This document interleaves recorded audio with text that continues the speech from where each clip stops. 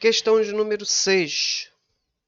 Considere uma região do espaço em que a intensidade do campo magnético apontando para cima esteja variando em função do tempo, como mostra no gráfico. Uma espira quadrada condutora de lado 20 centímetros e resistência 10 miliohms é mergulhada nessa região, de tal forma que as linhas de campo sejam perpendiculares ao seu plano. Quando a espira é vista por cima, o módulo e o sentido da corrente nela induzida são módulo e sentido da corrente nela induzida. Bom, ele quer saber aqui, olhando de cima a espira, qual vai ser o módulo e o sentido dessa corrente elétrica. Então, a gente vai desenhar aqui a espira. Supor que essa aqui seja a espira. E campos magnéticos aqui entre. Ele diz que ele está variando e está apontando para cima. Então, o campo magnético está nesse sentido aqui, apontando para cima, e ele está perpendicular ao plano da espira. Perpendicular ao plano da espira. Então, esse aqui é o campo magnético. Beleza. Bom, ele quer saber o sentido. É claro que se esse campo aqui está variando, de acordo com esse gráfico aqui, se o campo está variando, o fluxo magnético varia, logo vai surgir uma corrente elétrica induzida na espira, e essa corrente elétrica induzida vai produzir um campo também a partir dessa corrente elétrica. E ele quer saber o sentido dessa corrente elétrica induzida. O sentido da corrente elétrica induzida será tal que o campo magnético produzido ele se oponha à variação do fluxo magnético. Então, se o fluxo magnético está aumentando, o campo magnético produzido será de tal forma que se opõe a esse aumento. Ou se ele estiver diminuindo, o campo magnético ele vai se opor a esta diminuição. E a gente pode observar aqui o seguinte, ele diz que o campo magnético varia com o tempo de acordo com este gráfico. Então, veja, no tempo 1 segundo, o campo magnético é 3 militeslas. Atenção, militeslas, porque a gente tem que começar a aprender a ler o gráfico também. O tempo aqui está em segundos. O campo magnético está em militeslas. Então, isso aqui significa 3 militeslas, 9 militeslas, ok? Então, no tempo t, 1 segundo no início, o campo é 3 militeslas.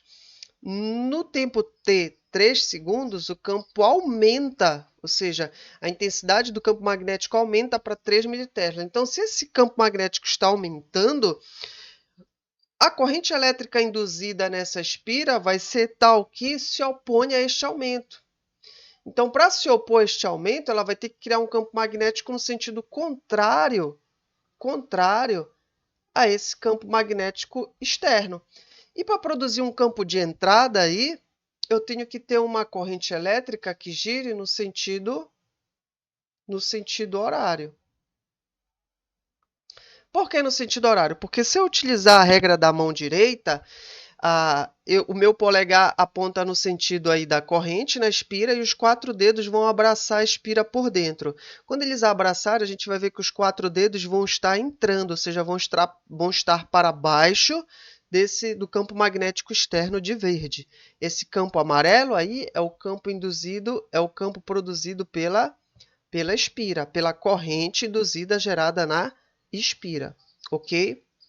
Então, a gente já pode aqui eliminar algumas alternativas, né? Se você só não sabe fazer a conta, mas sabe determinar o sentido, você já pode aumentar as suas chances de acertar essa questão. Então, se a corrente é no sentido horário, então eu posso eliminar o sentido anti-horário, sentido anti-horário, sentido anti-horário. Então, agora eu aumentei as minhas chances de acertar no chute, né? Porque agora fica A ou C. Mas você sabe fazer a conta, eu sei que você sabe, então vamos lá. Vamos fazer aqui aos poucos. Vamos primeiro pegar os dados que estão sendo fornecidos para a gente. Ele fornece aqui o lado da espira. O lado da espira é 20 centímetros, que eu já posso transformar para metros. Fica 20, o centi é 10 a menos 2. Fica 10 a menos 2 metros.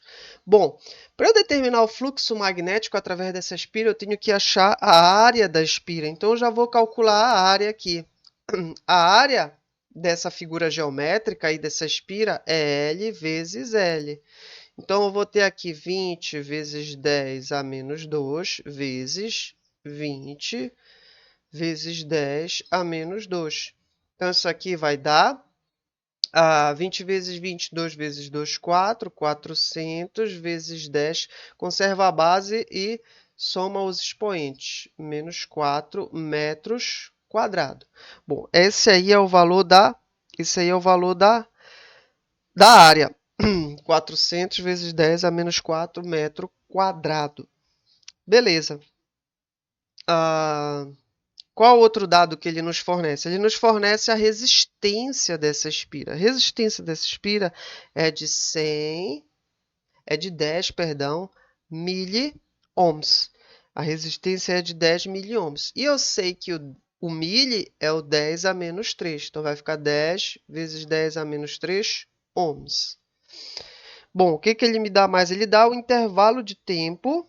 Olhando o gráfico aqui, ele já me dá uns dados, tá certo? Veja, há uma variação do campo magnético, logo vai ocorrer uma variação do fluxo magnético.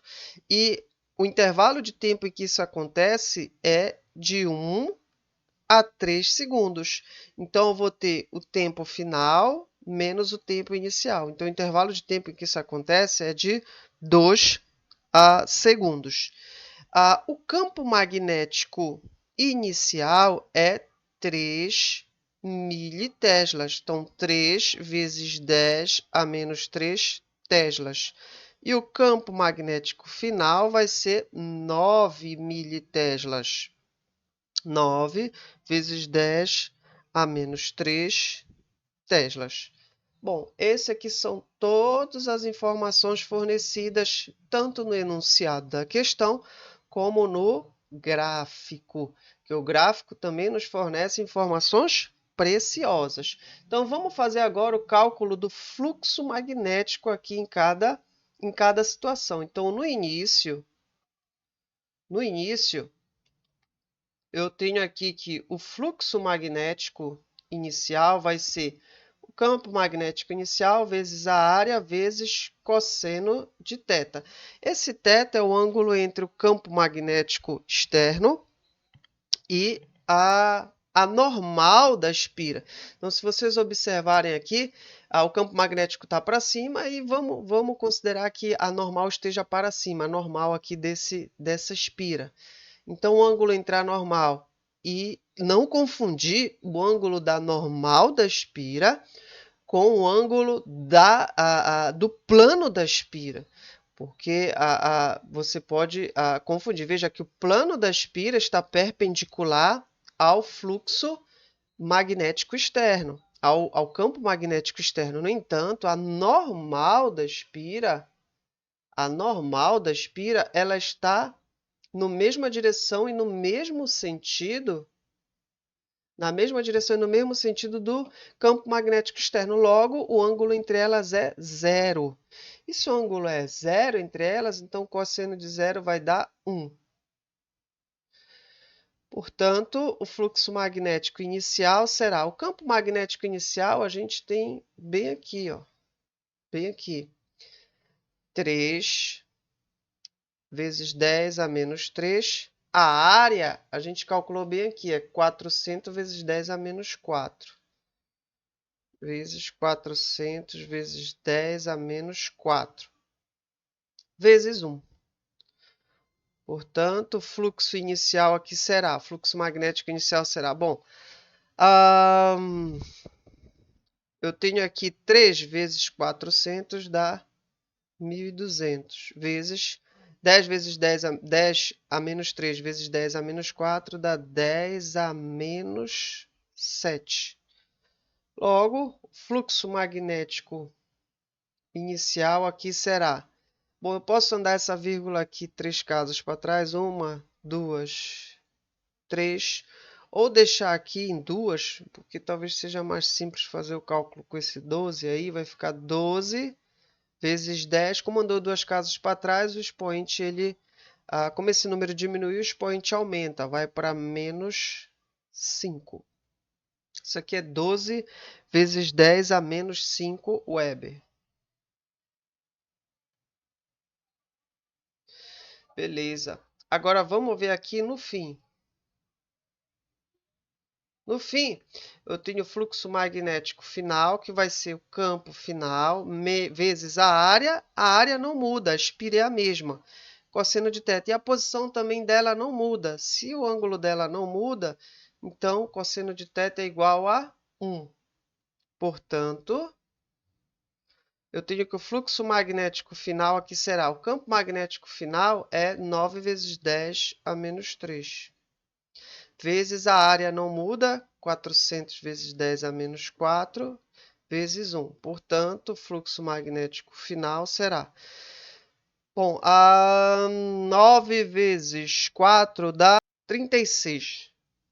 Então, eu vou ter aqui 3.600 vezes 10 a menos 7 também.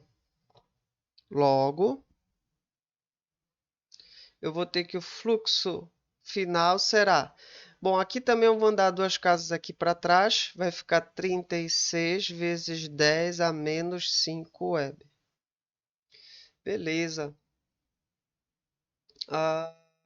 Esse aqui é o fluxo magnético final. Bom, ele pede, a gente precisa achar o sentido da corrente elétrica. Eu tenho a resistência do fio. Então, falta eu achar a força eletromotriz. Então, aqui a força eletromotriz induzida será o módulo da variação do fluxo magnético dividido pelo intervalo de tempo. Bom, eu tenho aqui que fluxo magnético final menos fluxo magnético inicial. O intervalo de tempo, a gente encontrou aqui em cima, é de 2 segundos. Fluxo magnético final, a gente achou 36 vezes 10 a menos 5. Menos o inicial está bem aqui, ó, 12 vezes 10 a menos 5. Isso tudo dividido por 2. Isso aqui vai ser igual, veja, 36 vezes 10 a menos 5, menos 12 vezes 10 a menos 5, dá 24 vezes 10 a menos 5. Isso tudo dividido por 2. 24 dividido por 2 dá 12 aqui em cima. Então, força eletromotriz induzida será igual a 12 vezes 10 a menos 5 volts. Beleza. Agora, vamos calcular finalmente a corrente elétrica induzida. A corrente elétrica induzida, eu vou usar a primeira lei de Ohm. Tensão é igual a resistência vezes I, só que induzido. A força eletromotriz induzida acabei de encontrar, 12 vezes 10 a menos 5. A resistência está lá em cima, vamos ver. 10 vezes 10 a menos 3. Isso aqui, conserva a base, somos expoentes. Vai ficar 10 a menos 2. 10 a menos 2 vezes a corrente induzida que eu quero saber. Então, a corrente induzida será 12 vezes 10 a menos 5. Isso aqui passa dividindo. 10 a menos 2. Bom, aí eu tenho que a corrente induzida será 12 vezes... Bom, 10 a menos 5 dividido por 10 a menos 2 conserva a base e subtrai os expoentes. Vai ficar 10 a menos 3 amperes. Só que 10 a menos 3, você lembra que o 10 a menos 3 é o milli. Então, eu tenho aqui que a corrente induzida será 12 milivolts. E a alternativa que tem esse valor esse resultado é C. Beleza? Questão de número 7. Considere um arranjo experimental representado na figura em que um ímã pode se movimentar ao longo das retas AB e a linha B', sempre com velocidade constante menor que a velocidade da luz, menor ou igual que a velocidade da luz. Uma espira retangular de autoindutância desprezível é posicionada perpendicular a AB. Pelo centro da espira, o ponto P, passam as retas AB e a linha B'. A corrente elétrica na espira, observada desde a perspectiva de um observador no ponto A, é positiva.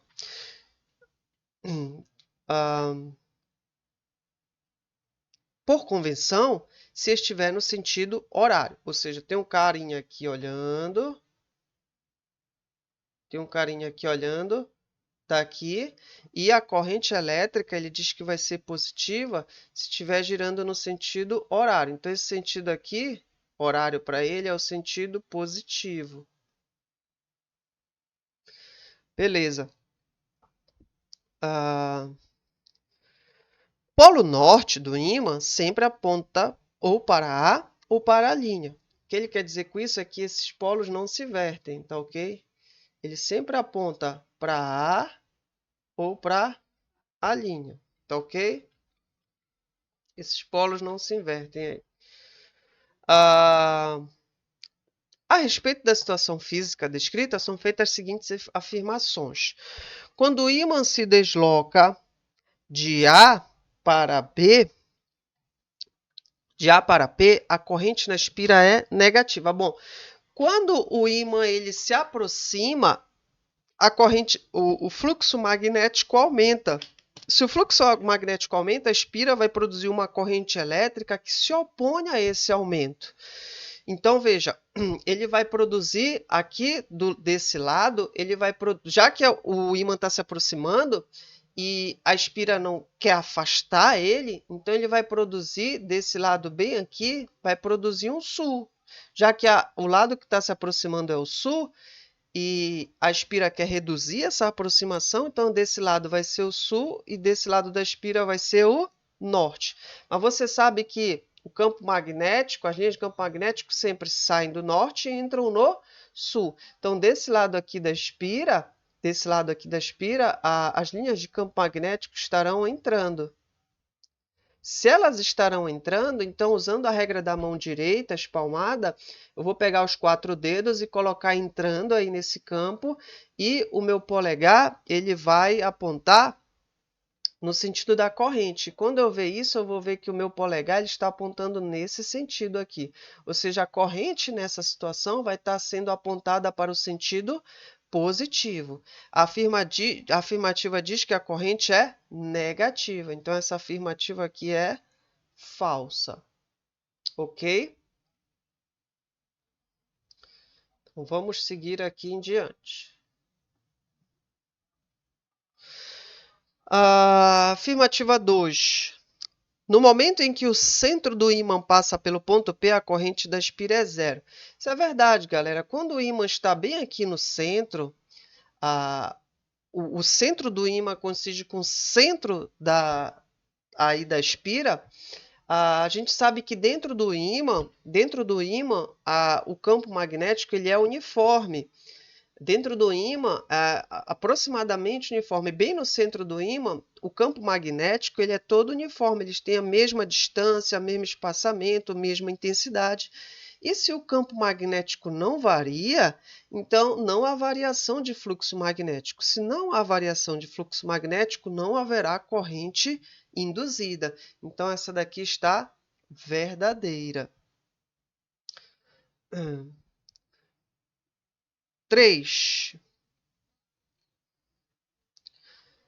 Durante a passagem do ímã de A para B, haverá 2 picos de corrente medido. Correto, galera. Veja que quando o ímã estiver se aproximando bem aqui do centro, vai haver um pico. O que é um pico? É um ponto mais alto de corrente elétrica, um ponto mais elevado de corrente elétrica. Por quê? Porque a variação do fluxo magnético ela é mais intensa, ela é maior, tanto na entrada quanto na saída. No centro é zero, lá no ponto P é zero, mas na entrada e na saída há um pico, há um aumento da corrente elétrica. E quanto mais se afasta o ímã dessa espira, esse fluxo vai diminuindo, essa variação de fluxo vai diminuindo, logo também a corrente ela reduz. Então essa afirmativa está correta. 4. Quando o ímã passa por a linha B', a corrente máxima na espira é maior do que a corrente máxima quando o ímã passa por AB.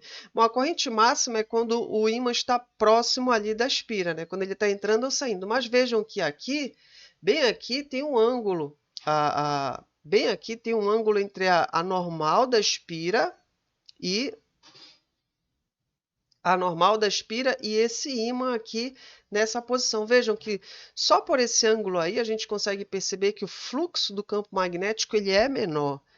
Ele é menor. Vejam que o sentido aqui, o ângulo entre a normal da espira e esse ímã bem aqui, tá certo? E esse campo magnético, o fluxo do campo magnético produzido desse ímã, a gente vê que esse campo magnético, quando a gente vai colocar naquela conta lá do fluxo magnético, que é B vezes A vezes cosseno de θ, esse θ aí ele é máximo. Esse θ ele é zero. Logo, o valor desse cosseno de θ ele é máximo, ele é igual a 1. Quando eu tenho um ângulo aqui, não importa qual seja ele, o valor desse cosseno desse ângulo ele vai ser menor do que 1. Logo, se ele vai ser menor do que 1, então o fluxo magnético ele vai ser menor. Ele vai ser menor do que se ele estivesse na posição perpendicular aí. Então, essa afirmativa aqui ela é falsa. Então, a alternativa correta aqui das afirmações são corretas. 2 e 3. Alternativa B de bola. Questão 8. Em 1828, Peter Barlow apresentou uma montagem com uma espécie de motor elétrico rudimentar, conhecido por roda de Barlow, representada de modo simplificado na figura abaixo. Trata-se de uma roda metálica presa pelo eixo E, que lhe permite girar livremente. A parte inferior dessa roda passa por uma solução condutora de eletricidade. Um ímã é preso a um suporte de tal forma que fica posicionado próximo à roda, conforme representado na figura. A roda gira quando uma fonte fornece uma corrente elétrica aí, que adentra a solução condutora, sobe pela roda metálica e sai pelo seu eixo. Sobre essa situação, são feitas as seguintes afirmações. Bom, vamos ver aqui. Essa roda de Barlow, o próprio desenho ele está meio complicado. Ele está bem complicado para entender o que está acontecendo aqui. Na verdade, a gente imagina por esse traço aqui que isso aqui é uma esfera, que parece uma esfera. Mas não é uma esfera, na verdade é uma roda plana, tá certo? Isso aqui é uma roda plana, tá ok? É uma roda plana. Como se fosse uma moeda aqui girando e aqui é o seu centro, não é? Tá ok? Como se fosse uma moeda. Então veja, eu tenho um ímã aqui que a gente imagina que ele esteja aqui na frente, né? Na frente dessa roda, ele está na frente. Aqui, essa frente é o polo sul. Aqui é o polo sul e lá atrás é o polo norte. Ok. Aqui eu tenho o eixo E. Esse eixo é como se esse eixo estivesse saindo da sua tela, tá ok? Saindo do plano da sua tela para cima. Nesse eixo eu tenho um fio elétrico. Esse eixo bem aqui, ó, é como se estivesse saindo, como se estivesse olhando de cima, da parte de cima. Você está olhando de cima e esse eixo está saindo aí. E é por esse eixo que essa roda gira. Nesse eixo tem um fio passando por ele, Essa linha pontilhada dá a entender que essa linha está por trás dessa roda, está lá atrás dessa roda, ou seja, na parte de baixo do eixo. É isso que dá para compreender. Esse fio passa por aqui. Aqui tem uma fonte de corrente contínua. Esse fio aqui ele desce, toca na solução. Essa imagem aqui nos mostra, aparenta que o fio está tocando tanto na roda quanto na solução, mas ele toca somente na solução. Essa corrente elétrica passa pela solução condutora. Quando chega bem aqui nessa região, ou nessa bem aqui, ou nessa bem aqui, a corrente sobe de volta até o eixo. E quando essa corrente chega bem aqui, ela volta para cá, segue esse caminho e faz todo o caminho de novo. Então, ela faz esse caminho aqui, chega aqui, sobe, volta para cá e faz sempre esse mesmo ciclo. Então a gente vai entender como é que essa roda pode girar, não é verdade? Como é que essa roda pode girar? Bom, a gente vai perceber que esse ímã aqui ele produz um campo magnético. Esse ímã produz um campo magnético. E esse campo magnético a gente pode observar que ele está entrando no plano dessa roda. Por quê? Porque você lembra que o campo magnético ele sai do norte e entra no... Então ele produz um campo magnético aqui na roda. Aqui na roda ele vai produzir um campo magnético de entrada. Ele vai produzir aqui um campo magnético de entrada. Em qualquer ponto, ele vai produzir um campo magnético de entrada. Beleza. O que acontece aqui é quando a corrente elétrica ela sobe. Quando ela sobe aqui, a corrente elétrica, ela chega, ela passa, ela vem por aqui, passa. Quando ela chega bem aqui, ela sobe. Então, tem o sentido da corrente elétrica bem aqui, subindo para o eixo. Veja aqui, se eu usar a regra da mão direita espalmada, eu vou pôr os 4 dedos apontando no sentido do campo magnético, ou seja, ele está entrando nessa roda. E o polegar vai apontar no sentido da corrente elétrica, ou seja, para cima. Logo, vai surgir uma força magnética nessa roda que vai ter o sentido da palma da mão. A palma da mão está apontando nesse sentido aqui, ó.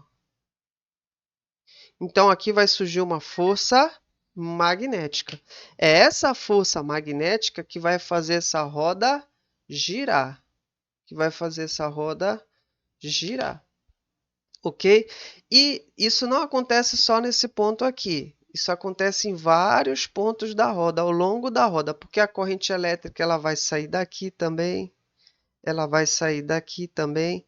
Então, a corrente elétrica ela vai sair desses pontos e vai fazer essa roda girar, ok?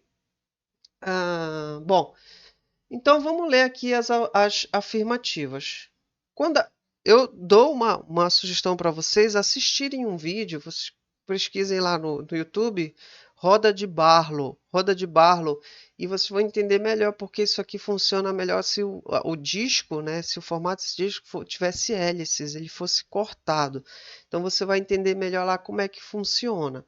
Quando a corrente elétrica, a afirmativa 1, quando a corrente elétrica percorre a roda metálica, ela interage com o campo magnético do ímã? Sim, essa afirmativa ela é verdadeira. Quando essa corrente sobe, ela interage com o campo magnético, surgindo a força magnética que faz a roda girar. Então, essa afirmativa aqui é verdadeira. O que faz a roda girar é o torque gerado pela força elétrica. Opa, força elétrica não, força magnética. Então, essa aqui já é falsa. Uma mudança no sentido da corrente elétrica não interferirá no sentido da roda metálica? Isso aqui é falso, gente. Por que que é falso? Se eu inverto o sentido da corrente elétrica, se a corrente elétrica vem por aqui agora, se ela vem por aqui, ela vai passar aqui pelo eixo e ela vai sair agora para baixo. Agora ela vai ter esse sentido aqui. Se eu usar a regra da mão direita espalmada, o campo continua entrando para dentro aí da roda. A corrente elétrica agora vai apontar para baixo e veja que a palma da mão ela já agora aponta para o sentido contrário. A palma da mão agora aponta nesse sentido aqui.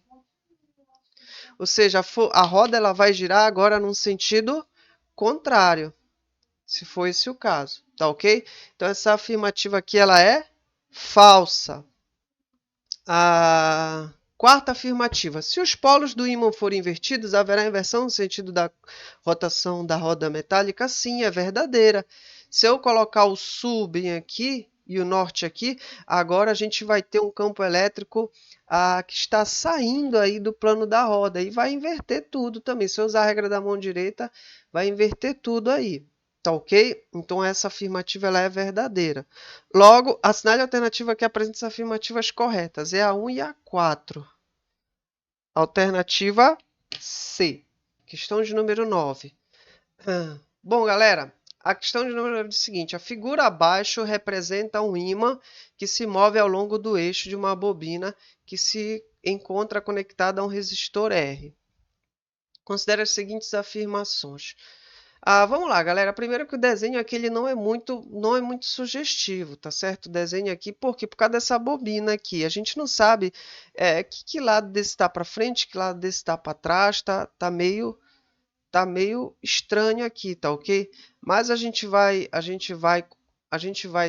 tentar entender, né, que a parte escura aqui da bobina, essa parte escura aqui da bobina é a parte da frente dela, ou seja, ela está aqui na minha frente. E a parte clara está lá para trás do plano, está lá para trás. É a parte lá de trás da bobina, tá ok? Escuro é a frente, claro está lá para trás. Beleza?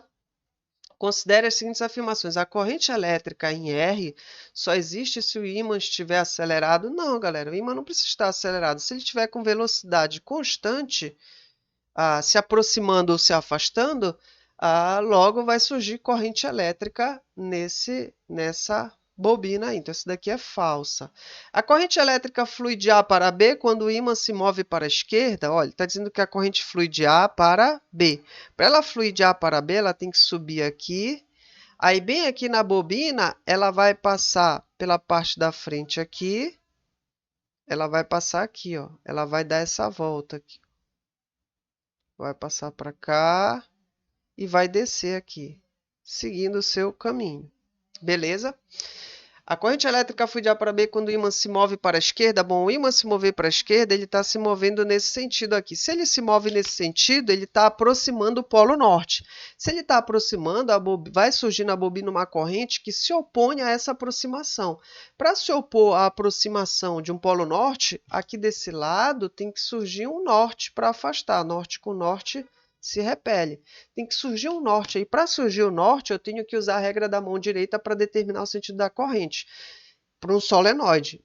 Os 4 dedos vão abraçar a espira. Os 4 dedos vão abraçar a espira no sentido da corrente elétrica. E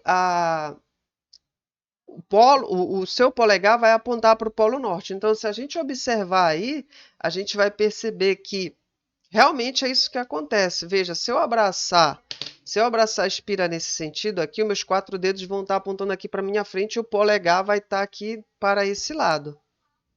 Logo, aqui vai ser o norte com norte se repele. Essa daqui é verdadeira. 3. A corrente elétrica em R é máxima quando o ímã estiver completamente inserido na bobina. Galera, quando o ímã estiver completamente inserido na bobina, a gente já sabe que no meio ali do ímã, dentro do ímã, o campo magnético é uniforme. Se o campo magnético é uniforme, não há variação de campo magnético. Se não há variação de campo magnético, não haverá variação de fluxo magnético, logo não surgirá corrente elétrica induzida aí nessa bobina, tá ok? Então essa daqui é falsa, não é máxima, é zero, é nula. Então, a alternativa aqui, quais são as corretas? Apenas a 2. Questão 10. O transformador é um dispositivo formado basicamente por 2 bobinas eletricamente isoladas uma da outra, enroladas sobre um mesmo núcleo de ferro. Um dos enrolamentos chama-se primário, no qual aplica-se uma tensão alternada U, e o outro é dito secundário, o qual terá uma tensão alternada U2. Em relação aos transformadores, assinale o que for correto. Um transformador funciona tanto com corrente alternada como com corrente contínua, porém o funcionamento com corrente alternada é mais eficaz. Essa não é verdadeira, galera. Isso aqui é falso. Por quê? Porque eu necessito de corrente alternada, porque a corrente alternada, justamente porque ela alterna o seu sentido. E se ela alterna o seu sentido, ela também vai alternar os polos do campo magnético. E se ela alterna os polos, haverá uma mudança, uma variação de campo magnético, havendo uma variação de fluxo magnético, e a variação desse fluxo magnético vai induzir uma corrente elétrica no enrolamento secundário. Então, essa daqui é falsa. A corrente contínua ela segue somente um sentido, ela não vai haver variação de campo magnético. 2. Para um transformador ideal, com N1 espiras no primário e N2 espiras no secundário, é válida a seguinte relação. O 1 sobre o 2 é igual a... O 1 sobre o 2 é igual a N2 sobre N1. Galera, essa afirmação aqui também está incorreta. A expressão correta é essa daqui. O 1 sobre N1 é igual ao 2 sobre N2. Essa é a relação entre tensão e número de espiras, tanto no primário quanto no secundário. Essa é a relação correta. O que a gente vê que não está batendo aqui. Se eu for rearrumar isso aqui, eu vou ter 1 sobre o 2, que é igual a N1 sobre N2. O que não bate com isso aqui que ele está afirmando. Tá ok? Então, essa daqui também é falsa. 4. Nos transformadores, há perda por efeito Joule. O que é o efeito Joule? Nos rolamentos, a corrente elétrica passa, ela produz um aquecimento, né? Aquece e há perda de energia na forma de energia térmica. Beleza. Também há perdas por formação das chamadas correntes de Foucault no núcleo. As correntes de Foucault são correntes elétricas que circundam ali o núcleo de ferro de um transformador. Usar núcleos de ferro laminado faz com que o rendimento diminua ainda mais. Não, galera, isso aqui é uma afirmativa incorreta. Usar núcleos de ferro laminados, ou seja, não um pedaço de ferro inteiro, mas sim pedacinhos de ferros, lâminas de ferros, na verdade faz aumentar o rendimento. Então, essa afirmativa aqui é falsa. Então, quanto mais lâminas você utilizar de ferro para formar um núcleo grandão, menos efeitos de corrente de Foucault você tem no núcleo. Agora, se o núcleo for grosso, contínuo, com um pedação só de ferro, as correntes de Foucault vão ser mais intensas e logo o rendimento vai diminuir. Tá ok? 8. Para um transformador ideal, a tensão e a corrente elétrica nos enrolamentos no primário e no secundário são grandezas inversamente proporcionais. Bom, num transformador ideal, eu tenho que a tensão 1 sobre a corrente I2 é igual a tensão 2 sobre corrente I1. Vejam que tensão e corrente elétrica no primário são inversamente proporcionais. Quando eu aumento a tensão aqui, a corrente diminui. Quando eu diminuo a corrente, a tensão aumenta. Então, elas são grandezas inversamente proporcionais. Essa daqui é verdadeira.